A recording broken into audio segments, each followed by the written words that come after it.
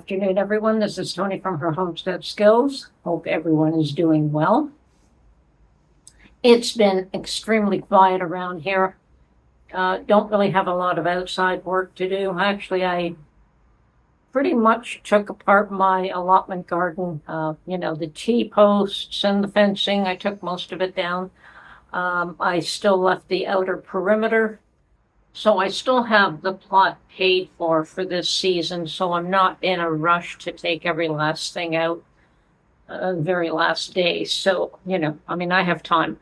So, and I want to go back and pick some horseradish root. I have some asparagus, but, you have to pull that up by the root, and I think it's like a foot deep. So I may just leave the asparagus, and it takes a few years for asparagus root to develop into plants where you actually get spears that are worth harvesting. So I may just leave those for the next person or the critters. I did pick some early this season before I left for down south. I had planted that garden twice, not once. So I planted tomato plants twice. I planted some cabbage. I planted some other things. Brussels sprouts, I believe. There were a few broccoli, cucumbers, beans. I ended up with one cucumber. Actually, there's a couple more, but they were pickling cucumbers, which are small, and these had grown quite large. There were 3 total. So I'm leaving the ones that are large to go to seed, and I'll probably plant them on my balcony next year. So I have one trellis up. I'll put another one up at the other end of the balcony, and perhaps fencing along the whole side. We'll see about that. It might turn into a really nice green area if I do this right. But it's kind of late in the season to do anything spectacular here. So I just have some beans planted. I have a little bit of a tomato plant here that I had, come up from seed. I have, parsley that's growing very well. And so that's it for this year. The beans are doing wonderfully. I should have them growing up this trellis before the end of the season, and they should have a harvest or 2, maybe more. And hopefully have some that goes to seed as well. Not that I didn't plant them all, so I do have some for next year if these ones don't go to seed. So that's it. I haven't really been doing too much here on the homestead front.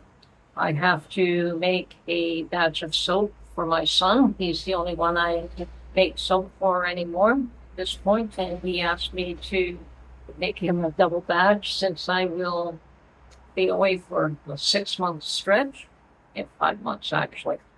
But I think the last time I also made him a double batch, and he has 7 bars left, so that works. And he's the only, like I say, he's the only one I make it for at this point in time.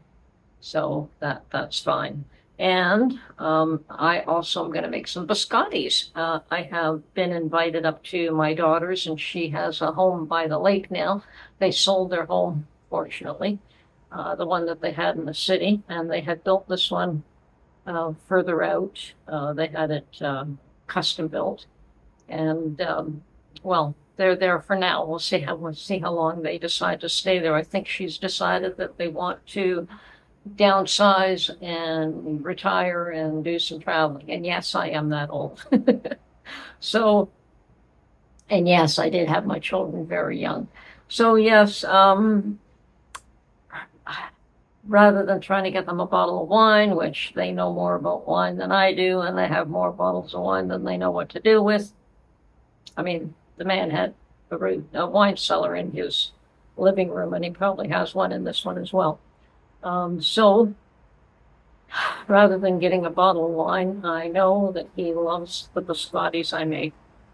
Now, I suspect my daughter will not be too thrilled at me bringing up a batch of biscottis, but, they don't have to eat them all at once. I think she's trying to make sure that they watch their weight, they watch what they eat very carefully. They She exercises a lot and she keeps fit.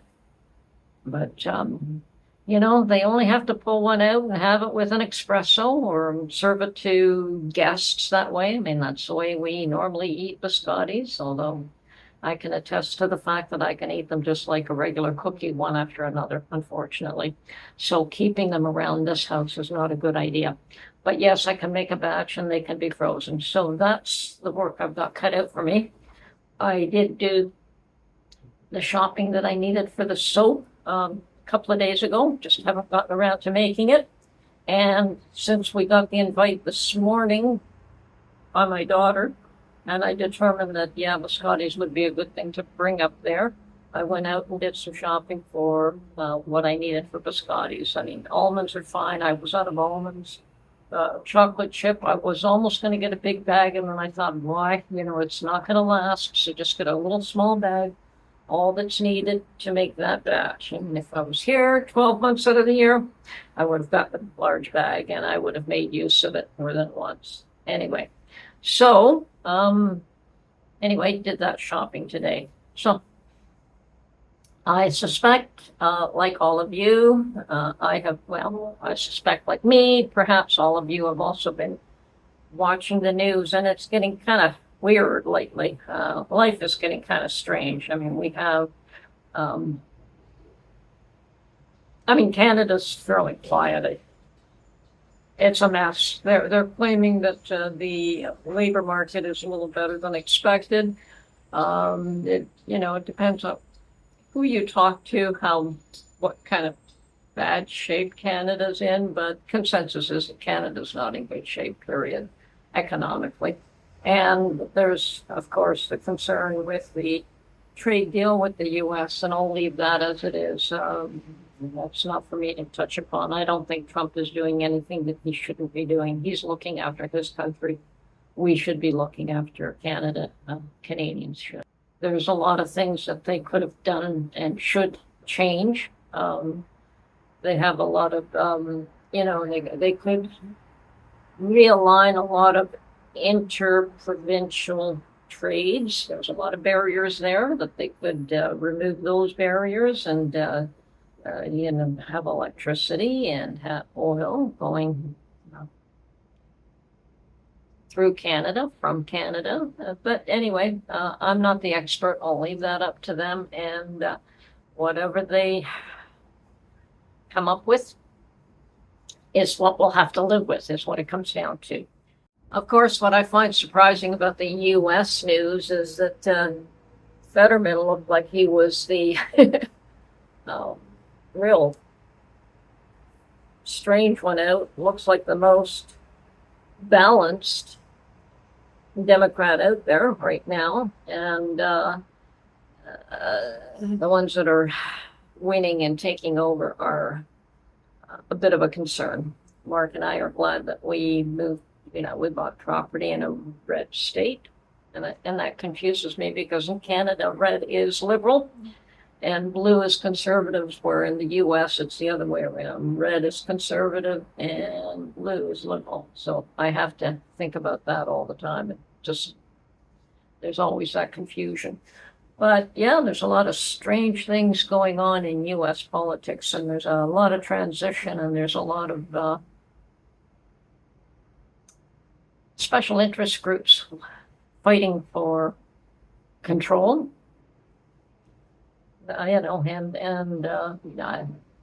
It's never that I personally do not believe that the minority should control the majority. The majority should always be the one in control, and not that they shouldn't take the interests of the minority in consideration. They should, but the majority should not be bowing down to the minority. But anyway, it's going to be very interesting to watch U.S. politics. I mean, it's always much more interesting than Canadian. And right now, nothing is happening in Canadian politics except they're trying to figure out how to resolve the trade deals with the U.S. The Gordie Howe Bridge is open, and probably the next time we go down to the U.S., we will be taking that. That'll be interesting. Brand new bridge. And whatever deal they came up with the U.S., it is what it is. I mean, those things are going to happen. Now, I know that I suspect that Trump will be in power for the next 2 years. That's my gut feeling.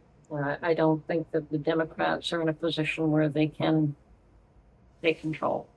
And the other interesting thing, that's just my personal opinion. I may be wrong. And, there are those that want one side to be in power and those that want the other side to be in power. And, you just got to, your president is your president. Just like with us, Carney is our prime minister, like him or not. I don't personally like him at all. There are those that do. I don't know if he's any better than Trudeau. He may actually be worse for the country than Trudeau was. But he's the one that's there right now. I don't think Mark is of the same opinion as me. I think he's got a lot more of a stronger opinions on politics than I do. But I do try to limit my feelings there and not really dwell on them. But the other interesting thing, of course, right now is Fauci being in the public eye again. And yeah, that guy has turned out to be quite a strange dude, like really strange dude. How he got as much power as what he did to disrupt the world. It wasn't just the US and Canada, and it was the world. He really set everything aflame and doesn't care what the harm he has done. I personally suspect that Fauci was not acting alone, that he is the fall guy, but he was the one who put himself front and center and tried to be the expert, tried to claim he was science, and anyone who disagreed with him disagreed with science. Pretty strange comment coming from anyone, telling you the truth. I was always very interested in science as a youngster. And science is you always question. Nothing is ever fixed in stone. Otherwise, we'd still be thinking that the world was flat and that the sun went around the earth, No, science is never fixed, and it's not fixed now. And, there's things that we're learning every day. Anyway, he will, one way or another, have to answer for who he chose to be. And let's face it, he chose those. He chose that role. He allowed himself to be the front man. So yeah, that will be an interesting thing to watch, and whether or not he has to answer for his crimes here in this world. Well, you know what? I have been around long enough to know that when people do a wrong, you just wait long enough, it catches up with them. Rarely do you see that individual punished immediately, but you wait long enough, and sometimes it takes 10, 20 years. Sometimes it takes longer than that. Sometimes you never see it, but nobody gets away with anything in this world, So, that's okay by me, That just means you have to try to be the best person that you can be. And we all fall short. There's no doubt about that. We all fall short. But anyway, yeah, the Fauci creature created a lot of issues for a lot of people. And during that period, I know that Mark and I did what we could to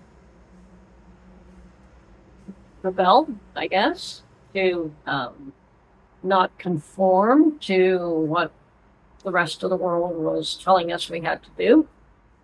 We never did get the jab. Mark and I did not. Everyone around us did. And we were isolated because of it, even by family. Nobody talks about that anymore. That's in the past. nobody wants to discuss it, which is fine. So families are starting to come together again, but the damage has been done, and there's a lot of damage been done. As I said, Mark and I did what we could to support the truckers. We drove up to Ottawa. We spent the weekend there. And we spent a lot of our time as well. Other than that particular event, when it was warmer, we participated in a number of no more lockdown rallies. I don't know if they were common in the US because I wasn't paying attention there at that time, but in Canada, there were a couple of fringe politicians who supported and became part of no more lockdown rallies. And there was one or two in particular that seemed to be at every one of them. So the first one that I went to was a little spooky for me because the whole world was saying distance and wear masks, and the first one that we went to, there was no distancing and nobody was wearing masks. And I went, whoa, okay, and never got sick. I went to quite a number of these no more lockdown rallies. I don't think at that point that I think I had just started my YouTube channel or just, was doing a few things, but it was one of those touchy subjects that you didn't really publish anything about, just like, they really don't like you to publish anything about guns either. So, there are certain things that we don't talk about too much, but those days have passed. Anyway, we went to, I don't know, all these small towns in Ontario, southern Ontario, that were having no more lockdown rallies. And we did our part of what we could do. I don't know that it had any effect, but what we did was that we did not just conform and obey and stay locked in our homes. And, I went out every day. I mean, they tried to get people not to go out, but we absolutely would have died not going out. I think I did admit on YouTube that I went out every day, even if it was only for a short time. And yeah, most of the stores were closed, but that doesn't mean you have to lock yourself in a house. So anyway, that was then. Now everything's wide open and nobody talks about what was going on there. But Fauci being in the news is bringing it all back, making people pay attention to what occurred and what damage was done. And that's not a bad thing. I think that we have to learn from our mistakes, and this will not be the last pandemic. And there's so much that went wrong, and there is so much that can be learned from this process. And as the public, unfortunately, trust of the government is the big thing that, anyway, there's so much that we have learned, and hopefully we'll do it a lot better the next time around when it does occur. But there'll be other mistakes, there always are. In the next month or so, I will be getting into more canning because we should have a lot of Ontario harvests become available. So, yes, look forward to doing a little bit more of that in the near future. Anyway, this is Tony from Homestead Skills. Talk to you real soon. Bye for now.